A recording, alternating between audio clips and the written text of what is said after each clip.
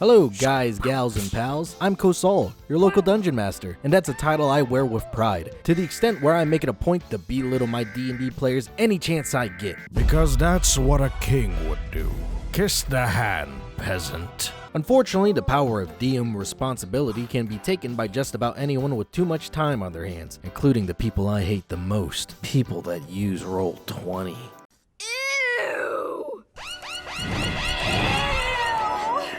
Interesting artifact. It's a complicated role, but that doesn't mean you shouldn't take the time to learn what makes a bad one. If you see yourself on this list, you might also find yourself being put down like the dog that you are. Just kidding. Why don't we continue this conversation in the shed? So buckle in your seatbelt, because here's 6 types of dungeon masters and how to keep people from thinking you might have been dropped on the head as a baby. Ugh. Brother, ugh. What's that? What's that, brother? Ah, the Favoritist. The type of DM that gets his dirty little rocks off by honey one of his fellow players. Maybe they've grown to like one specific character and think of that person as the main protagonist. Or even worse, the DM's been showering his significant other with too many items because he needs to cope with her getting ham-fisted in a New Jersey apartment complex by the Italian tunnel snakes while he's surfing RedTube for big muscle goth mommies. Trust me, buddy, that genre doesn't exist. I've looked. Listen, I'm not saying it's wrong to personally have a preference for someone's character in a campaign. I do it all the time. But ultimately, tabletops are about the group dynamic. When you ignore the rest of the party for one person, you're destroying the concept of D&D as a whole. Here's a real easy solution to keep yourself from becoming the Favoritist. You set up certain arcs so that each player can have their time to shine. Maybe one is connected to the current story because his personal backstory is involved in it. Or perhaps another finds a certain spiritual connection to the campaign arc you're on. Your friends at the table aren't dumb. They're gonna know when you decide to give only one person the classic sucky and leave them out of it. If you're gonna yank on the old pigskin, make sure to do it equally. That's the pride of a dungeon master. Keep your politics at the door. In D&D, we get communists in this bitch when it comes to playing a little 5-on-1 action. Rant over. Sorry, I think I got a cough coming on. So get away, another way to feel what you did on yourself tonight, and let yourself go. You know you did lose your self-control.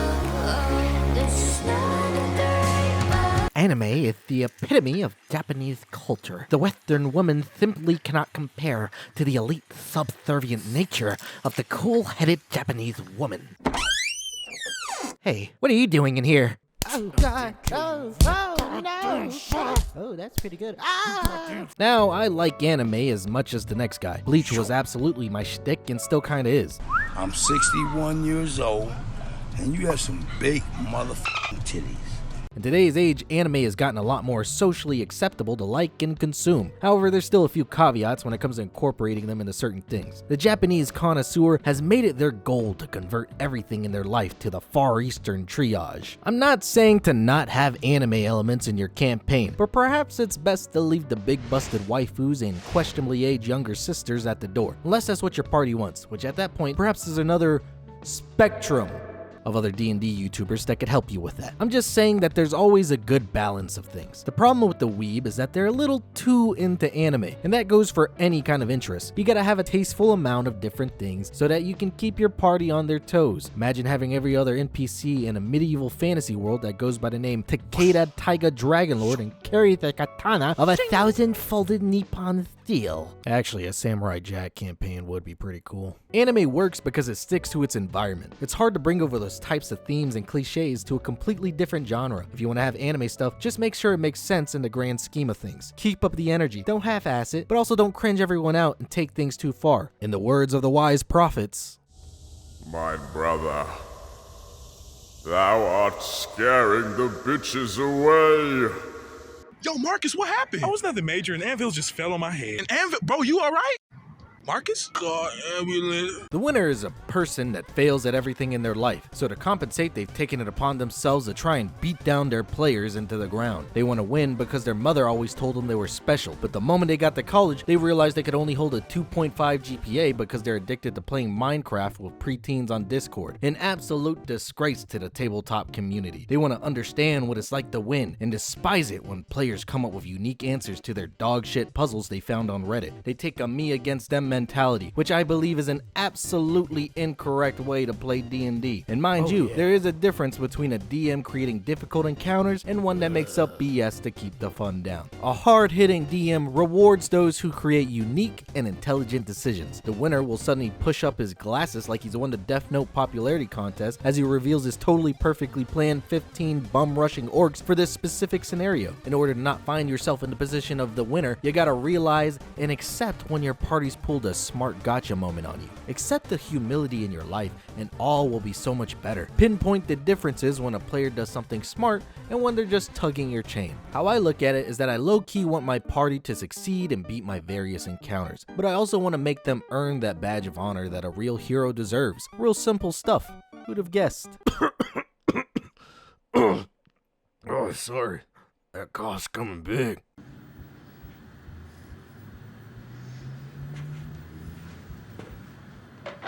What are you gonna do?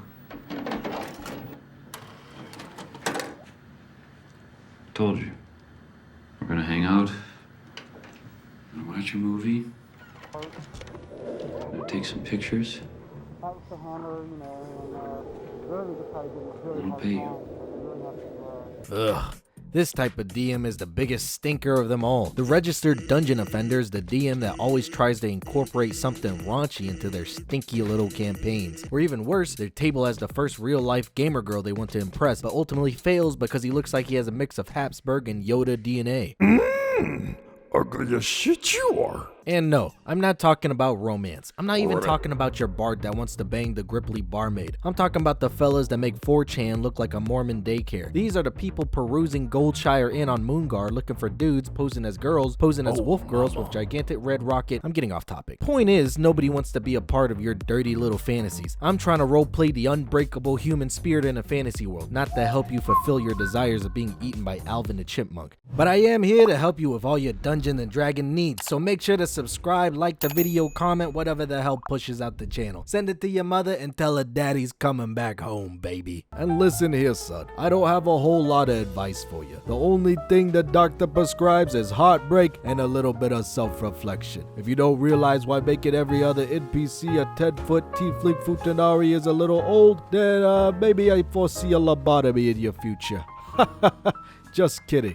Kinda. On a serious note, you shouldn't be pushing things on players that make them feel uncomfortable. I'm the kind of guy that believes a good D&D party should consist of your boys, your brothers from another mother, your conquista bros. If you really want to get all deboshed in your campaign, then you should probably be allowed to do that. Just make sure it's way in the back of the classroom with your like-minded degens, away from the good boys and girls. And you remember that I gave you that Snickers that one time, okay? I was the only one nice to you. Don't do nothing you might regret. Okay, I'm gonna go now. Bye. I don't have a meme here. It's just a cat for about 15 seconds. So yeah. Ugh. Why is it making that face? What? I can't say on YouTube anymore? Ugh, whatever. The has gotta be one of the types of DMs that's gotta be one of the most annoying things to play in a game with. Another term for them is the control freak. They want to micromanage every little aspect of the campaign, including the players. If you do something out of line, they're the first one to tell you no, even if all you wanted to do was bargain over the price of a health potion for a few seconds. Or they have some preconceived notion of how your character should act and tell you what to do. And the worst part is, there's nothing specifically bad about these types of traits. It's the over-obsession that's the annoying part. Contrary to popular belief, you can critique your friends without sounding like you came from a certain blonde-haired, blue-eyed youth camp. At the end of the day, D&D is just an outlet for you and your friends to hang out and have fun. When you're sitting there being a p*** all day, it now becomes a job rather than a hobby. Loosen up, Keith Sweat. That's the only advice I got for you. God damn. This cough is gonna be the death of me.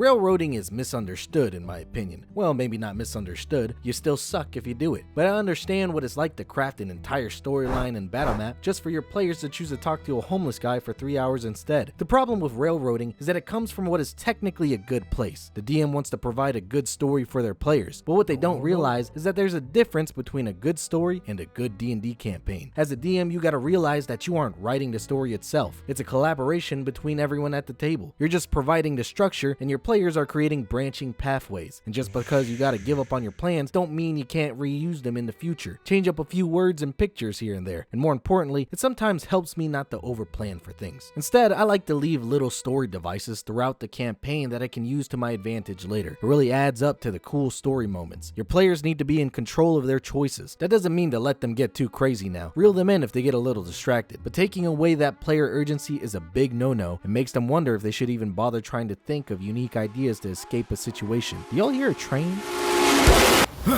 Mr. Kosal? Mr. Kosal? Mr. Kosal, are you okay? Oh, it's just you, sister.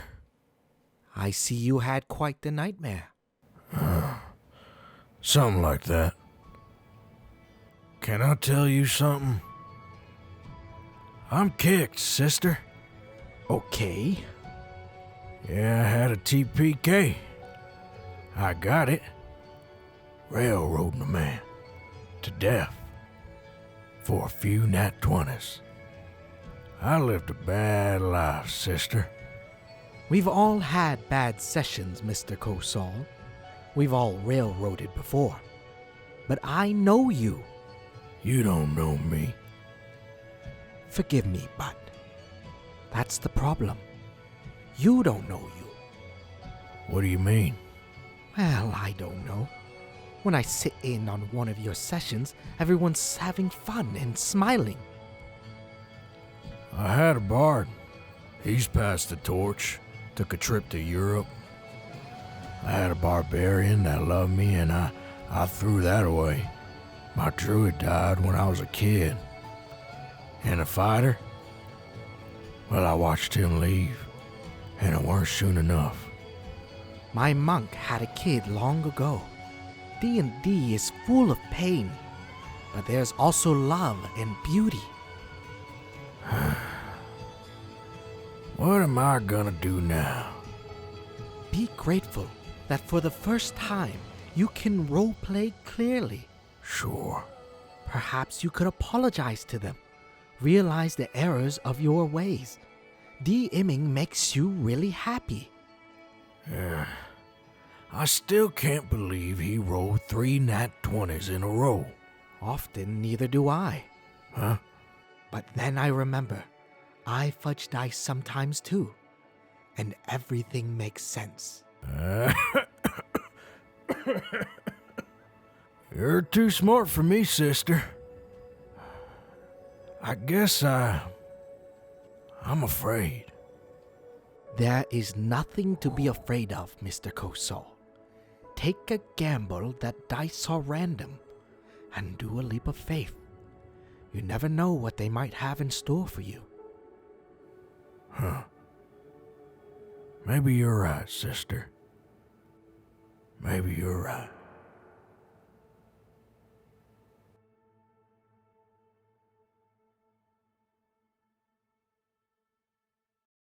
There we go, 6 types of dungeon masters that suck, but just because they suck doesn't mean they can't change for the better. Watching this video is just the first step in the right direction. I got all these playlists right here if you want to check out some other content, but that's all from me. Make sure to tell your parents you love them, they'll appreciate it. Later, bitches.